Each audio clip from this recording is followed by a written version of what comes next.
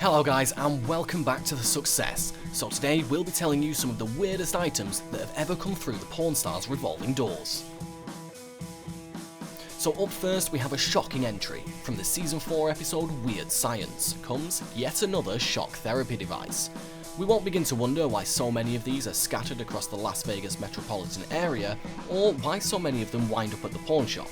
Given the odd, and painful, nature of these machines, it's strange that so many people own them and so many people feel that other people are willing to buy them. But then again, the guys feel that there's someone out there that collects vintage electroshock therapy machines, and with several of them popping up on porn stars, maybe they have a point. This one actually works, and yes, they test it on each other. The seller makes out like a bandit with $75 in her back pocket. A shocking purchase if you ask me. Don't do it, don't do it. It's just weird, man. Did you shave your arms? Will you please?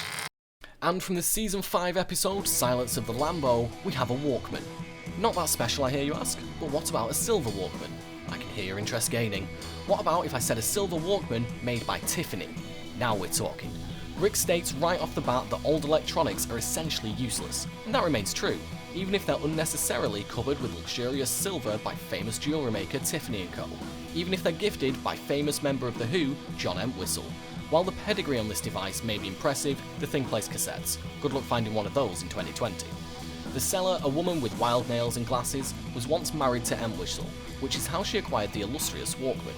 Sony collaborated with Tiffany & Co. to create these twinkling relics to mark the anniversary of what was basically the original iPod. A cool story for a storied item that went through even cooler hands, but again, cassettes? After some impressive haggling, and you've got to give it to her, she talks Rick up from $700 to $1,250. Why, Rick? Just why? I'll pay her the $1,250. Okay, You take $1,250 for it? sure. That sounds like a deal. All right, $1,250. All right. All right, write her up, Corey. Let's go do some paperwork. And next up, from the episode Pornocchio, we have a blood transfusion kit. Now there's something very eerie about this from the get-go. The seller, a woman with a slightly macabre disposition, states that it's for the lazy vampire, and remarks that she doesn't need it any longer. Also strange is her oddly exact asking price of $211. The device itself would make even those with strong constitutions queasy.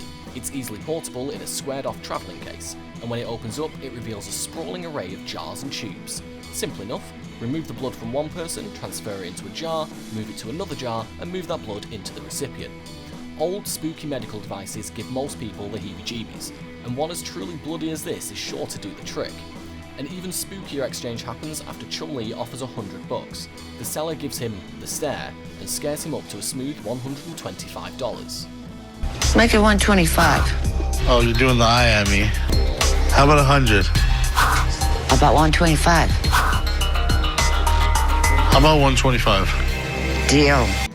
And up next, we have, from the appropriately titled Season 5 episode, Zoodoo, comes one of the more ridiculous items to ever be seen on porn stars, a can of elephant manure. From the second this guy opens his specialised carrying case, why is he travelling with this thing? The look of befuddlement is evident on Old Man and Chumlee's faces. The seller, in a clear attempt at porn trolling, sets his asking price at an incredulous $10,000. Nice try, buddy.